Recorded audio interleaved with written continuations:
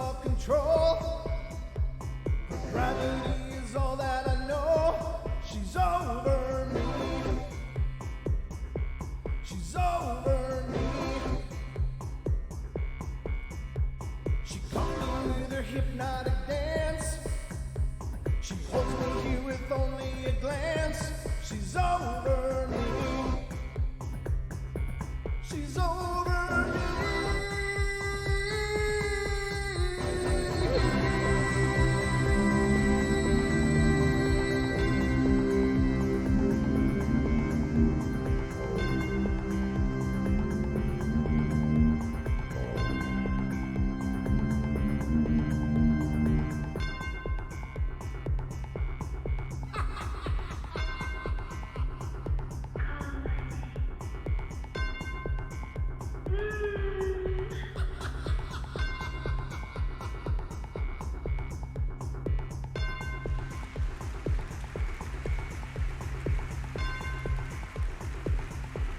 Welcome, ladies and gentlemen, to the Paranormal Portal Night Terrors.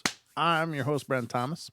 Hope you guys are doing great. Thank you for being here, and thank you for being a part of the party that is the Paranormal Portal and our glorious night terrors, of course. But hope you guys are having a great night, and thanks so much for being here with us. The night terrors are our shorter format shows, right around an hour, just under, of ghost stories most often, but sometimes we dive into other topics as well. But I hope you guys like a good ghost story, because I got some ready for you. But throughout the course of the show, of course, you can call in yourself if you have a paranormal experience of your very own. And it doesn't have to be on the topic of ghosts. It could be on Bigfoots, UFOs, whatever you feel like sharing. I'd love to hear from you.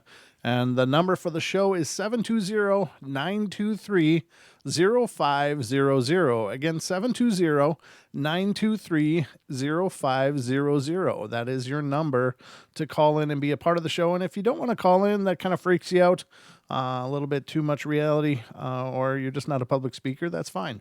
You can certainly email your stories to us at paranormalportalradio@gmail.com. And if you'd like to be a guest on our podcast, which is separate from our YouTube shows, we do a podcast as well.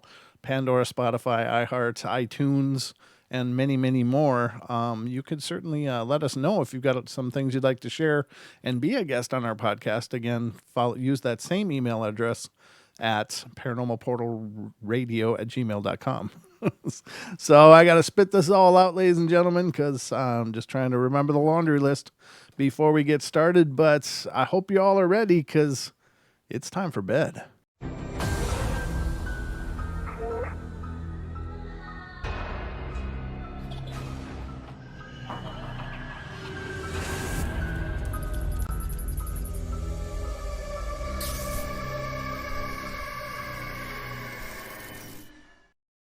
All right, ladies and gentlemen, we are live and underway here on the Paranormal Portal, and I am still your host, so you got that going for you as well. Great to see you guys coming in.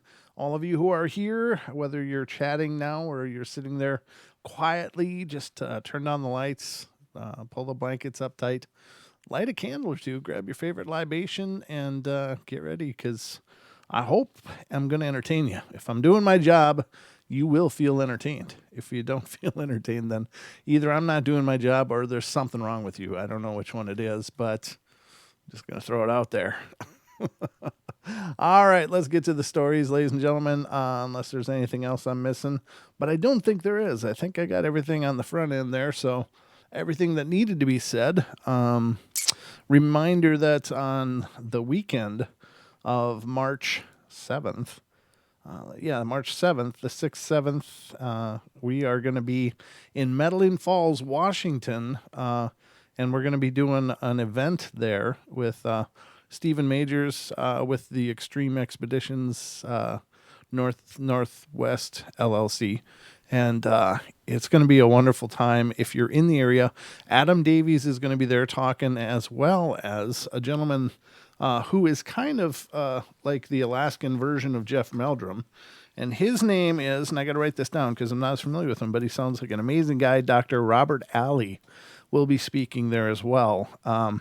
It's on the 7th. It should be a good time. March 7th, again in the Washington, state of Washington. Medellin Falls is the place. And it should be a great time. So if you're in that neighborhood, or is it possible to make that journey, then definitely come on over and check it out. I'll be releasing more specific information tomorrow and thereafter as well. But that's the next event coming up for us here on the portal. So it's very exciting, and it's going to be a first in many ways for us. So we'll see how this all rolls. But it's a very, very cool experience. We're going to be broadcasting live from this event, as well as streaming live, as well as probably doing a YouTube feed of the show, and perhaps recording some podcast as well. So we're going to get as much mileage out of it as we can. It's just a great opportunity to meet with some incredible people, and Stephen Majors and his team, of course, are amazing as well. So really looking forward to that. So get your calendar out, mark it, look at and see if it's possible, because we'd love to see you there. Again, March 7th is the event, and that's in Medellin Falls, Washington. So hopefully you guys can make it, or at least some of you can make it. So if it's possible, show up. But anyway, let's get to these ghost stories that I've so promised you. Excuse me, clearing the pipes, because I got some reading to do. All right, the first story tonight's coming. Wow, what are the odds? First story tonight's coming from Washington, oddly enough, and you'd swear it was planned, but honest to God, I just pull them up at random, and that's what I got right off the bat. So it's almost like these ghost stories are kind of like tarot cards. I don't know how that works, but it just seems to work. Sometimes there's a real synchronicity to them. So let's see. It says, I live in Spanaway, Washington, in a fairly new housing area. And currently there are 5 people in the house, 6 when my dad gets home from Iraq.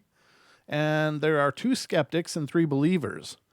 Both the skeptics have had experiences, and only one of the believers has. Now, one of the skeptics, the youngest, is lying down in bed one afternoon talking with my mom, and she got up to go get a drink of water, and the dog following suit. My brother yelled for Mom, saying, "Mom, is that you?" And she went into the room, and he said that he felt someone lay right next to him on his bed. The second skeptic, who just moved here a few weeks ago, was sleeping in her room with her fiancé when they both heard someone right outside their door say the girl's name twice. Everyone in the house was sleeping, and the voice was loud enough to wake both of them up. The third experience is from one of the believers, actually the fiancé of the skeptic. He was sleeping in bed one night, and before the skeptic arrived, and he felt odd. He woke up and saw a black-haired woman standing at the side of his bed. And when he looked at her, she ran towards the foot of the bed and disappeared. Shortly after, he stumbled up the steps, white as a, ghost. We've tried EVP work and such, but turned up no hard evidence, and I personally am a firm believer in the paranormal. What do you think? I think you got yourself a ghost. I like how this person identifies their family members as either skeptic or believer, and that's how they're referenced throughout the course of the story. And I guess that's all that's important, really. I mean, the meat and potatoes is in what happened, not to whom it happened. But sometimes there are keys in to whom it happens for some reason. There may be a reason that a spirit has chosen someone over someone else to reveal themselves, but very interesting. Sounds like you got a presence. Nothing dark, it doesn't sound like. But you're not alone. So, all right, the next one's coming from North Carolina. This is Deb's stomping grounds. And it says, had to come home early 2 days ago, sick from work, so I could nap before my wife went into work. And I got a few hours of rest before Jasmine left to work for her shift at 5:30 to 9. And during that time when she was gone, things seemed fairly normal up until after dinner. I'd been laying on the floor playing with the 2 boys, and when I couldn't help but stop and take notice of something, it was a very, very gentle feeling of air brushing almost... You've got to be kidding me. I can't take that cold, I'm sorry. I got to put that over to voicemail. So I usually have my ringer off so it wouldn't happen, but I had it on earlier because I needed a call. But Sorry about that. It said, laying on the floor playing with the two boys when I couldn't help but stop and take notice of something. It was a very, very gentle feeling of air brushing almost caressingly over my face. This air had the most sweet, comforting smell, and all I could do was lay there and just take in the essence the best way I can describe it. After getting the kids in their pajamas, I walked down the hall to use the restroom. I had to shut the door behind me, and all of a sudden, I heard the door being pushed on and the handle jingle. I said aloud, "Aiden, Daddy, we'll be out in just a second." I opened the door, and there was no Aiden. He was in the kitchen playing with Hudson, my youngest, and I thought to myself, well, how odd. Fast forward, my wife got home around 9:30, and I fixed her a little something to eat, and we watched television, and she went back to the bedroom around 11, and I was finally feeling like I could keep something down, so I decided to make a chicken sandwich. While in the kitchen, I heard very clearly, "Help me, help me." It seemed to be the voice of a young boy, and he sounded like he was about 7 years old. Well, that's the number I got, and the living room TV was off, so I thought maybe it was the bedroom TV. I didn't think much of it, and I walked back to our bedroom and asked my wife if she had the TV on, and she said no.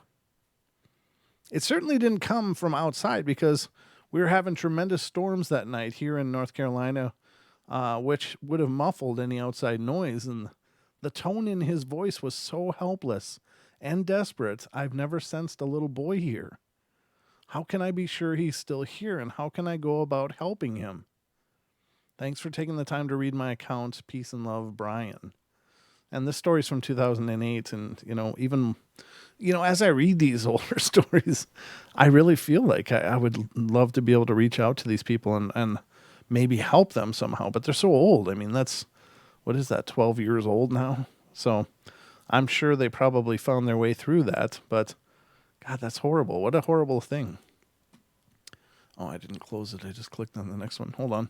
And this one is coming from California.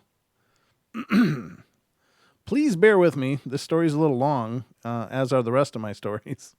When I was a little girl, I occasionally spent the night at my grandparents' house near the southern coastline of California.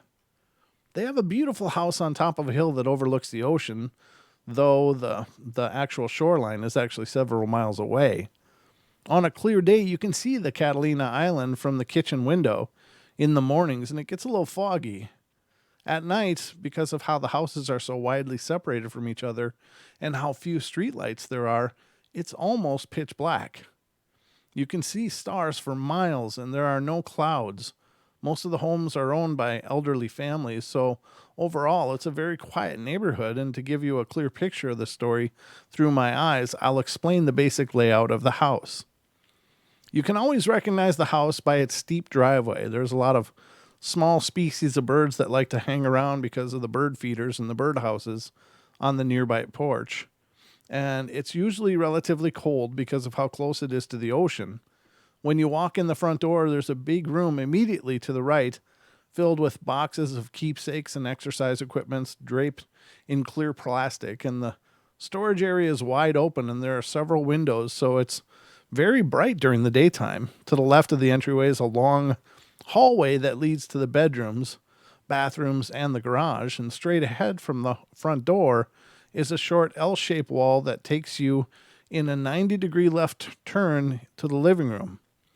There's a sliding glass door overlooking the small grassy backyard and a big kitchen with, as I mentioned, the view of the ocean.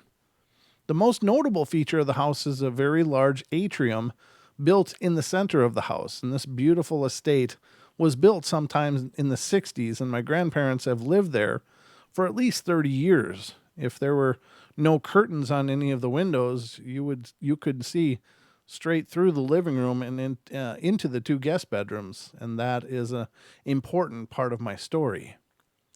For those of you who don't know what an atrium is, basically think of a big round room in the middle of the house with a completely open ceiling for birds to fly into. The ground is just dirt, and it's covered in rocks and gravel, and there's a bird bath which closely resembles a wide fountain and a bird feeder to accommodate the avian guests. It's surrounded by glass windows and sliding glass doors on each side of the house. I was an only child, so I would stay there with my grandparents with no one else in the house. My grandparents were very nice people, but they didn't tend to bring guests over too much. Instead, they would go out into with their friends to lunch or visit the local attractions with them, and I don't really recall ever seeing anyone come over. In spite of how amazingly beautiful and homey the house felt, with all the pictures of our family lining the shelves in the hallway wall, there was a sort of eerie feeling that I always got when I stayed there. Pictures aside, I always felt like I was being watched, and I was very sensitive to energies, though I'll admit I didn't understand what that meant at the time. I was never allowed to watch horror movies, so my idea of ghosts were cartoon characters, a lot like Casper, and my parents are always careful to assure me that they were only cartoons and make-believe. Nevertheless, the feeling I got from the house was so powerful that I would cry and call my parents even as I got older, begging them to take me home. I love my grandparents, and I was elated when they visited my house, but their house just freaked me out. One night in particular, which I remember very clearly, I was up late. I always had a hard time sleeping, especially when I had gotten too old to sleep between my grandparents and their bed.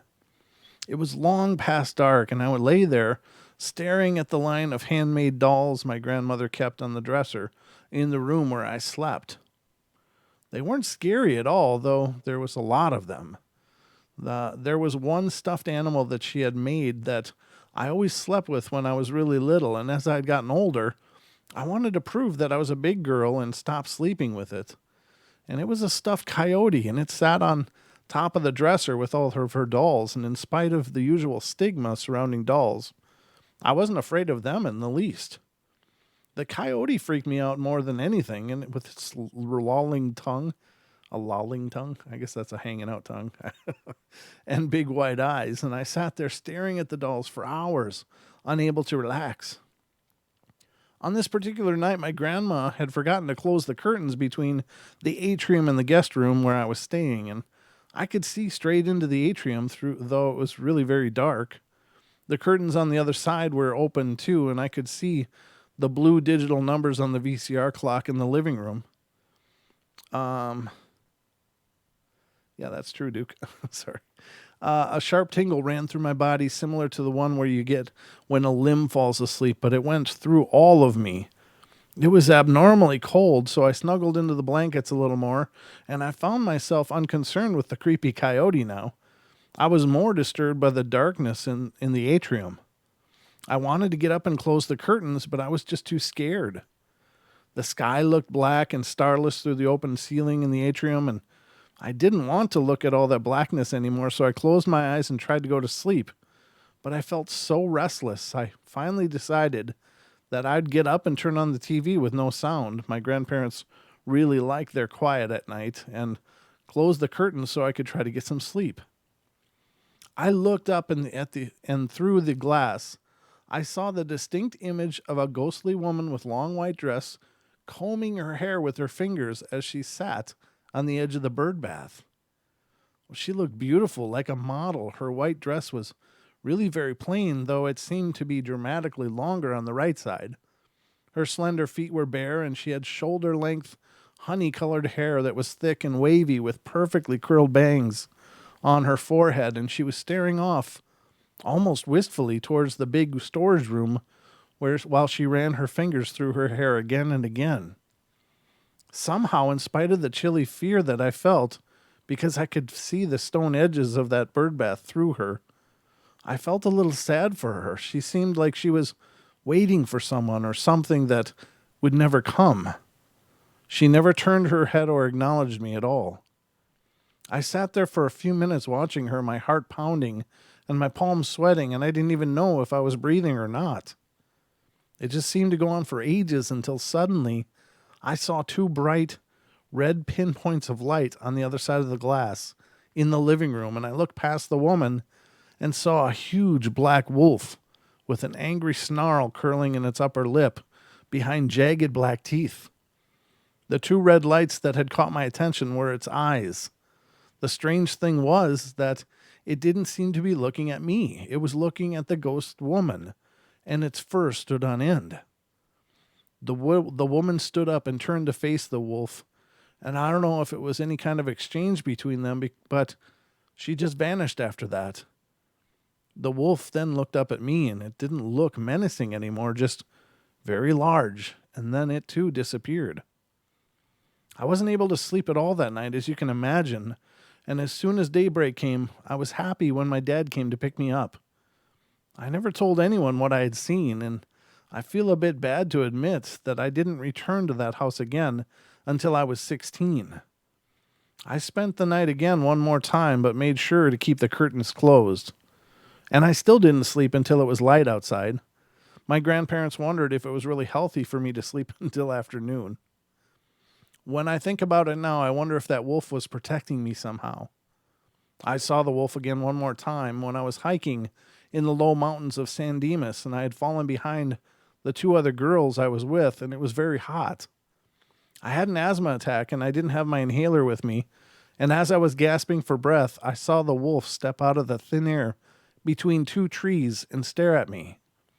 Its eyes were chocolate brown instead of red. And as I stared back at it, I could feel myself taking deeper, slower breaths, and I felt as though it was urging me to calm down and that it was watching me to make sure I was going to be all right. I was still having a hard time breathing, but I was able to concentrate on keeping calm until the attack passed and I could breathe again. And it then stepped back into the trees and disappeared. Thank you for reading my story. I'd like to hear your thoughts on the woman and the wolf. Wow. That's pretty deep. I don't know. Sounds like the wolf's a guardian of some kind, but guardian from what? What was the truth of that woman then, you got to wonder? If the wolf was stepping up to be protective, then woman must have been pretty dangerous or something, huh? This is Tennessee is the next place. Ladies and gentlemen, let's go to Tennessee and see what's going on. Everybody doing good in the chat? Y'all all right in there? Have I missed anything important? Woman is demon. Could be, Lewis. Could very well be. Of course, I do believe spirits can appear however the hell they want. And so I imagine an attractive woman that, looks beautiful would be a pretty good way to make most people settle down and let them in. But got to be careful with that kind of stuff. All right. So Tennessee. I've already written about the old home place and some of the strange and unusual things that have happened there. I'll now share a few more stories with you, although they were frightening at the time. Now they just don't seem so bad. This incident happened to me when I was about 14 or 15. So it would make it happening in 1968 or 69.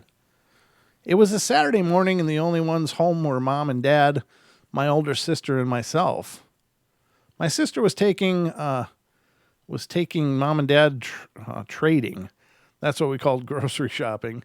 And I was asked if I wanted to go along, and I turned the trip down, opting to stay home and listen to records and enjoy some me time. Things didn't exactly go as planned. I watched them pull out of the driveway and drive out of sight, and I was alone at last. Now I could listen to the records as loud as I wished without someone yelling to turn it down, and I love this phrase. I heard it all my life growing up. I fixed me a glass of Kool-Aid. If my mom was listening, she would just go, oh, that always makes her cringe when somebody says, I fixed me a I got some glass of Kool-Aid, loaded the record player. Now I'm showing my age and was just fixing to kick back when I heard a thunderous crash coming from the living room. I thought, what the heck was that? And ran to the living room to see what had happened.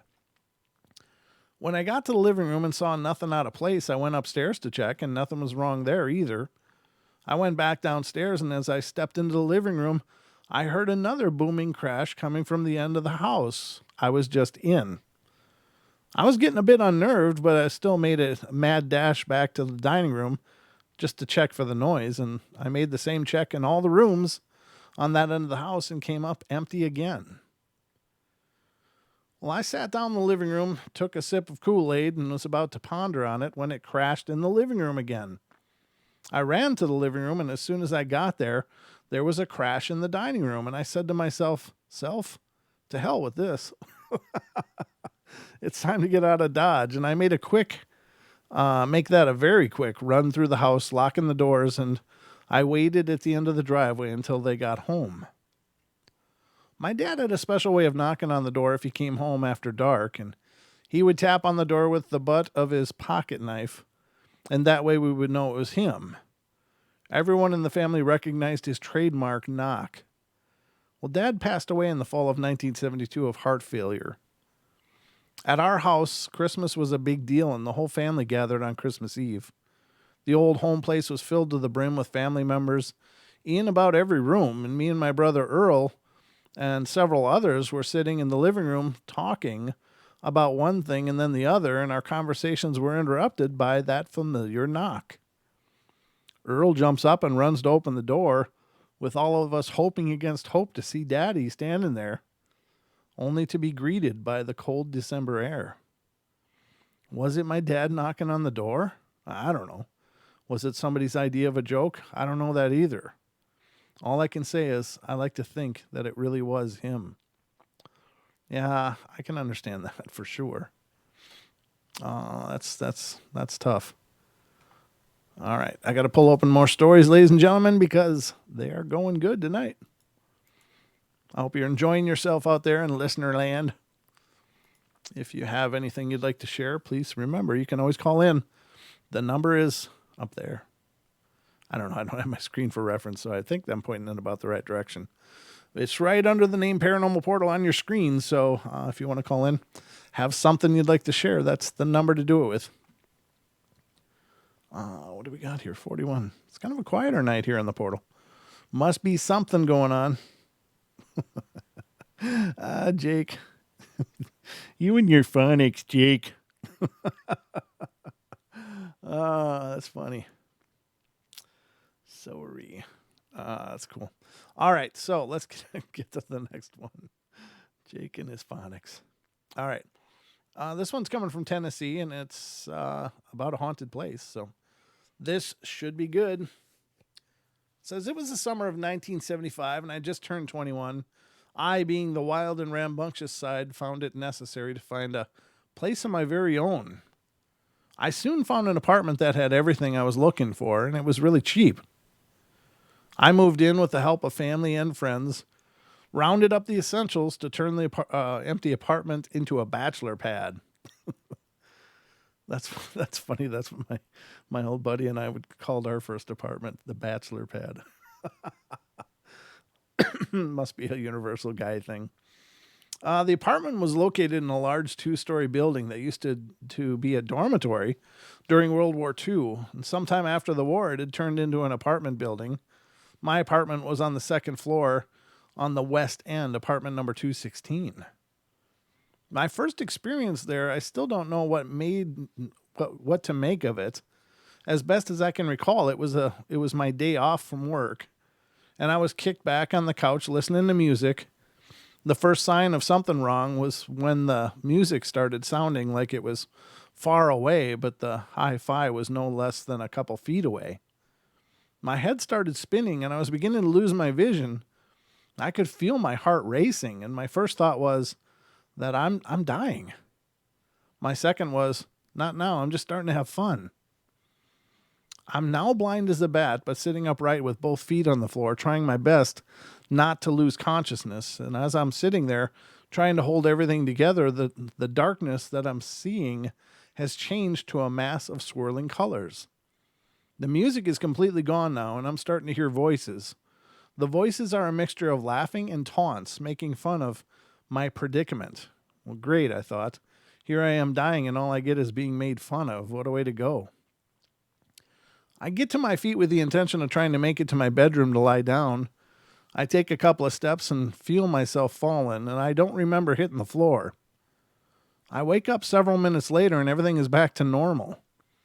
The whole ordeal lasted no more than the amount of time it took to play 5 or 6 45 records.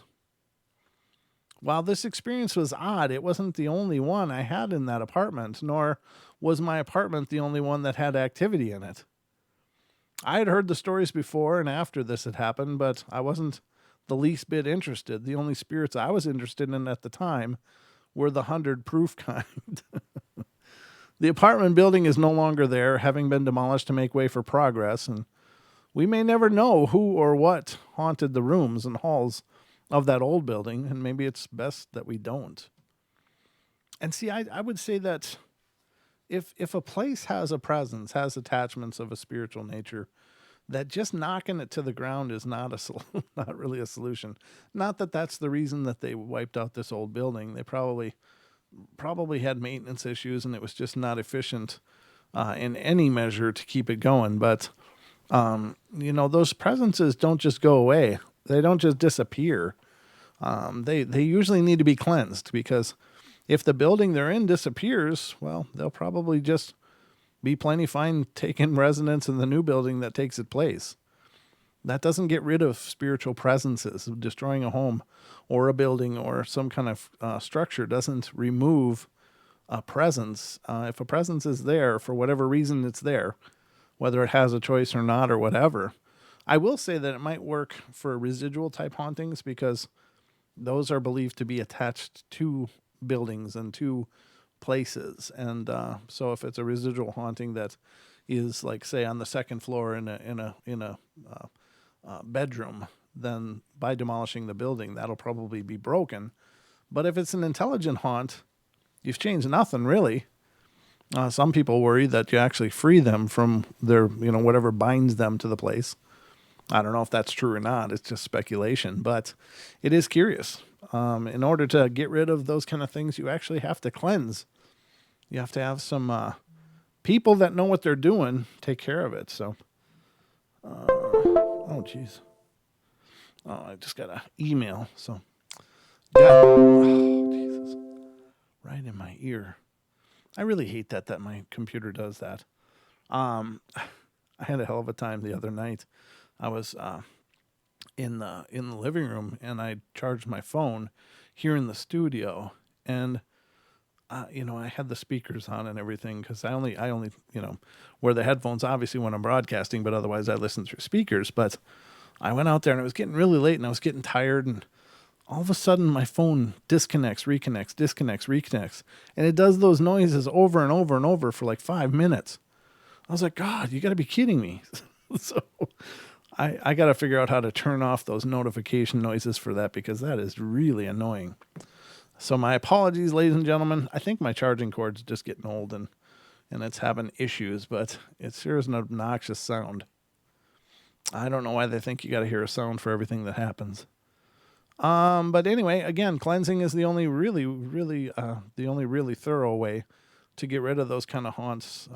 And it may or may not work, but it's, will depend on a lot of factors. But certainly knocking down a structure is not the answer in and of itself if you're concerned about a presence.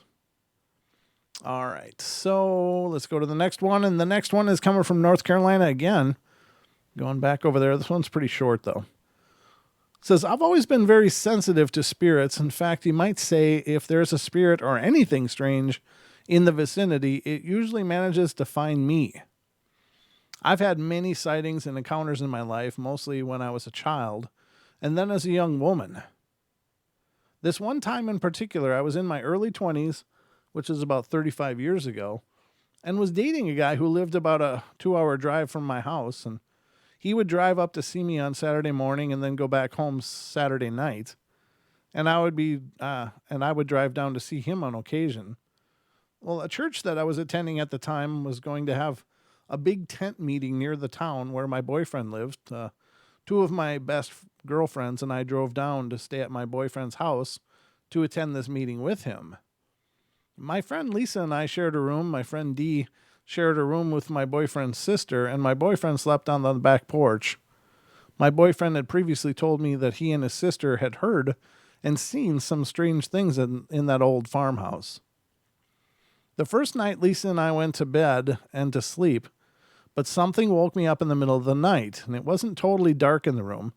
And in the dim light, I could see vaguely what appeared to be a man's gray pinstripe suit hanging over the top of the bed, down onto the pillows where we were lying. And I even raised up in the bed and looked right at it, but it was transparent.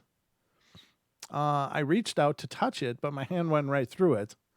It was like a hologram, and there was a picture of a Mexican woman hanging on the wall in front of the bed, and to my amazement, I saw that a man's face with a mustache had materialized in the lower part of the picture, and I also heard what appeared to be footsteps walking around the room, but I didn't see any body. I laid back down and hid my head beneath the covers, and I prayed. I also heard a sound like somebody imitating a trumpet with their lips. Very strange. Lisa was snoozing away, so I didn't want to wake her and scare her. I just lay there until I finally fell asleep again. The next morning, I told everybody what had happened, and we prayed and then took olive oil and made the sign of the cross on the picture and on the doors and the windows in the room and on the bedposts. As we would anointed the objects, we'd say, in the name of Jesus, and that night, we all had peaceful, uninterrupted sleep. I didn't marry the guy, and I'm sure glad that I never had to live in that creepy old house. Well, that's too bad. Or good, whatever. Sounds like that person actually has some kind of gifts, but that's not where they're at with it, I guess. Let's go to New York. Another short one. I never felt anything paranormal in my home until recently. My brother and I had a similar experience about a week apart, and it all started one evening in my bedroom. I was sitting on my bed watching a movie and fooling around with some scrapbooking materials, and all of a sudden I heard a very very discernible cough from behind me. There was no one downstairs. The wall where it seemed to come from backs up to the downstairs area, and everyone else was in bed. I was a little freaked, but I let it go. Later that night, I was lying in bed and just about to fall asleep when I heard a loud noise. Right after the noise, I felt my bed start to shake. The shaking lasted for about 10 seconds, and then it stopped. I sat up in bed and looked around the room, and I swear that I saw a black mass in the corner above my bed. Now, there are usually shadows in the corners of my room, but this one was different. It seemed thicker than a normal shadow, and it wasn't see-through. A week later, my brother, who was 17, came to me and told me he awoke and felt his bed shaking with the previous evening. And I told him what had happened to me, and we were dumbfounded. I tried to make contact with whatever was in my room with the tape recorder, and when I played it back, I got all kinds of noises. Whether they were supernatural or not, I can't tell, but it intrigues me to know if there is something in my home or not. Yeah, I suppose it would. That's craziness. What was that about? Somebody said something. I dare anyone, Renee says, I dare anyone 3 a.m. to lock themselves inside their bathroom in pitch dark, staring at a mirror with a Baphomet statue in one hand and the Necronomicon in the other, and say Bloody Mary and Countess Bathory 3 times. Well, I don't know. I don't know why you'd want to be carrying a Baphomet statue anywhere, to be honest with you, but to each his own. I'm not a real big believer in the whole Necronomicon thing. I don't think that the Necronomicon that exists is the legendary book at all, but maybe it is. I don't know. To me, it seems like a fabrication, but you have to research it and look into it for yourself. But Bloody Mary, yeah, I don't know. We've covered some stories about the Bloody Mary thing, and usually they're from young girls, but I think that's the kind of the thing for the Bloody Mary thing is you got to be a young teen or preteen girl and and have those slumber party bets. And I don't know. I think anytime you're messing with spirits, you're looking for real problems. I don't think that that's a good thing at all. I don't. But it's all up to the person, I guess. It's up to the individual how far you want to push things. But I don't think that's a good recipe at all, Renee. All right. This one is coming from Hawaii. Oh, again, Hawaii. And it's sounds like deceased visits from deceased family. So it says, I just spent 2 weeks in the hospital. More proof God isn't done with me yet. No one wants to spend time in the hospital, and certainly not someone with my gifts. There was no choice. I couldn't breathe, and it turned out I had pneumonia, and the coughing wouldn't stop. I was drowning in liquid, and my lungs were having trouble sustaining my body. Oh, God. I did get a private room, though, and it was small but comfy, and I spent a lot of time looking out the window. It overlooked the parking lot, but I could stare over the treetops and pretend I was somewhere else. There were elderly patients in the rooms alongside of mine, and I could hear them struggling to breathe as well. And most of these patients expired during my hospital stay, and I was able to watch them cross over.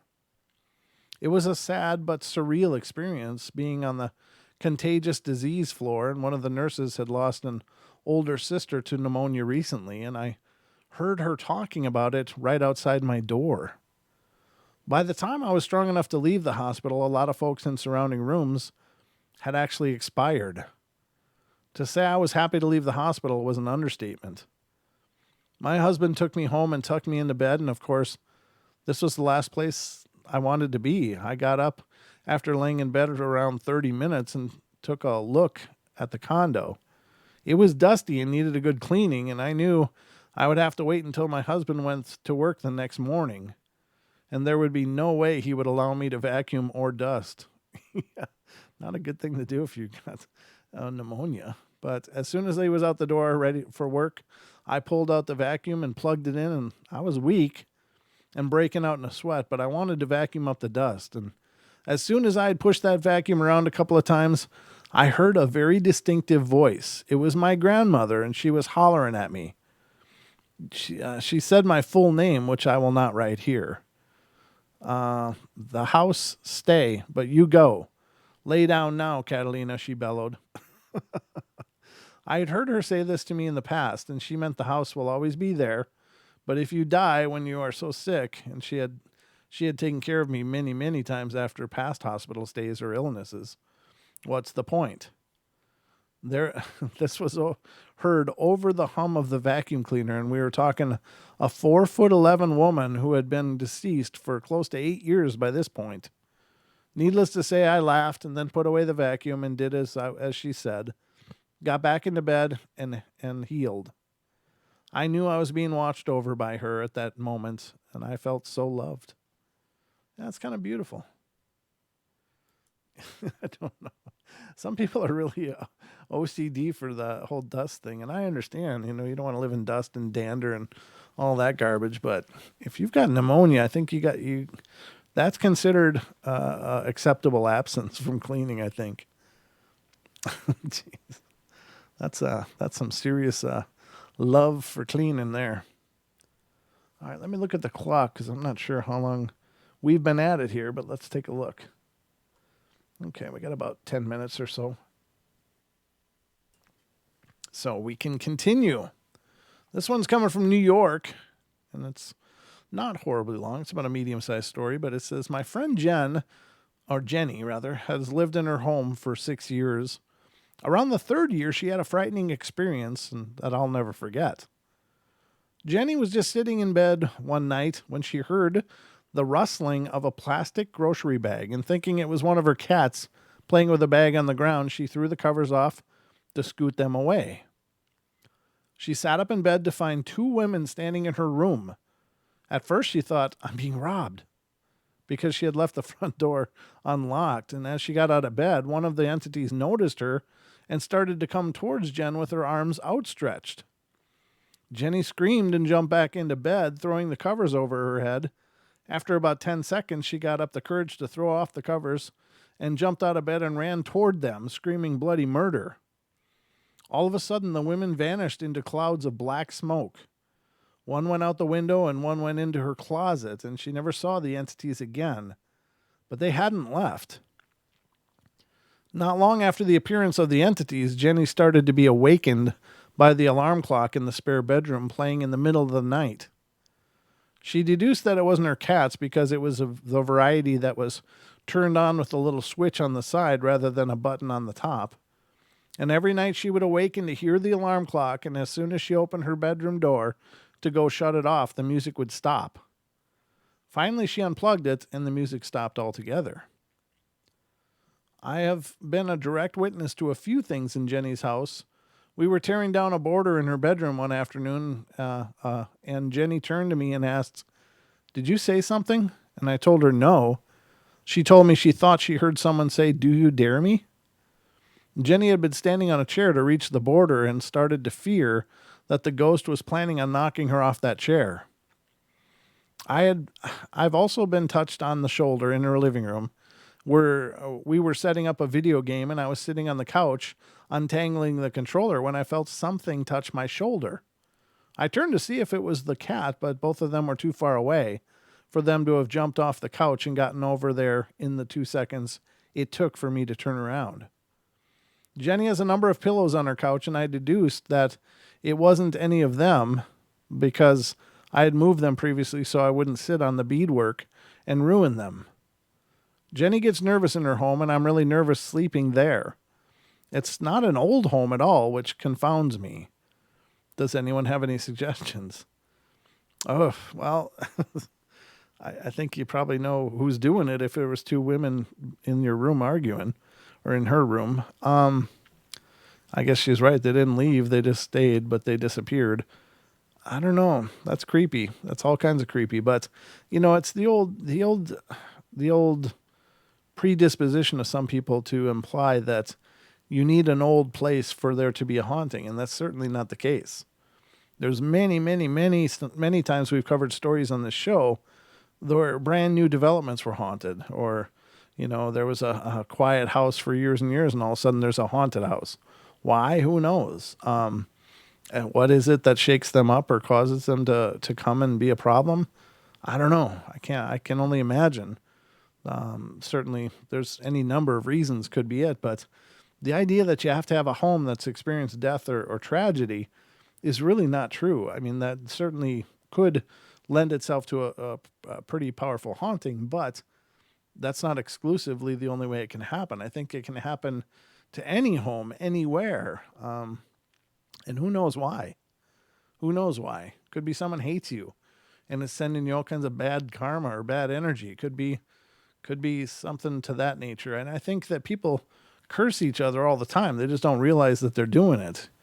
Anytime you hold ill will towards someone, you are essentially cursing them. You are sending them negativity over and over and over. And that is a very powerful thing and a very scary thing. And, unfortunately with anything like that, there's the whole idea of karma. So if you send enough bad at one person, chances are you're going to reap some bad from that. That stuff always boomerangs. It's just never a good thing. So if you are finding yourself, fixating on a person and sending them all kinds of negativity, then be careful because you're incurring your own karma on that deal. If you believe in karma, and if you don't, then I don't know what to tell you, but it's still not a good idea. Anytime we charge ourselves negatively like that, we are inviting negative to us. We are polarizing ourselves, if you will. If you're an angry person, you are polarizing yourself to negativity. And as you send out that anger and that dark and that hate or that disgust, that's exactly what you're sending out, and that's exactly what's going to find you. That's the way it works. You are polarizing yourself to an energy field by embodying and holding on to that anger and hate. And that's why they say it's so important to forgive, to let go, to release, because, and honestly, and I've said this many times, is that, we all have people that have wronged us. And, I've experienced plenty of people wronging me, and perhaps I've wronged people too. I mean, I'm sure I have. I never try or start out with the intention of really screwing somebody over, but I know I have, and it's, something I feel bad about. But anytime that we generate that in our lives, we are creating that type of magnetism of us, and you can't be too surprised if that's what comes into your life. So it's really important to let that stuff go, and the best revenge is always to live well. So if somebody's really wronged you and really treated you like garbage, it sucks, but let them go and do well. Live a good life. That's the best way to rise above it all. So my 2 cents, again, my soapbox, but it's my microphone, so you get my voice in it. You're getting what you paid for.